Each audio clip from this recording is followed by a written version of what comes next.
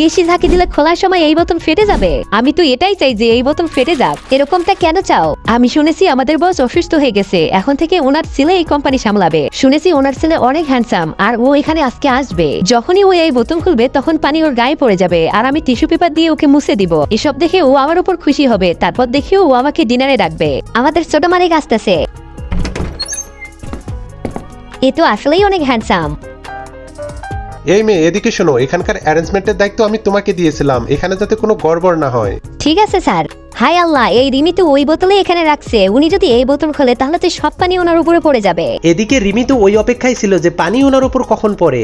আরে এ তো খুলতেই যাচ্ছে। যখনই ও ঢাকনা খোলে তখন কোকা কোলার পানি এক্সপ্লোড হয়ে যায়, আর ঋতু ওই বোতলটা নিজের কাছে নেয় আর সব পানি ওর উপরে পড়ে যায়। স্যার, আমি আপনাকে পরিষ্কার করে দিচ্ছি। সরো। রাফি ওইখান থেকে উঠে নিজের শার্ট ঋতুর গায়ে দিয়ে দেয়। আমার মনে হয় আমাদের সবাইকে এখান থেকে যাওয়া উচিত। এই ঋতু আমার সব প্ল্যান নষ্ট করে দিল।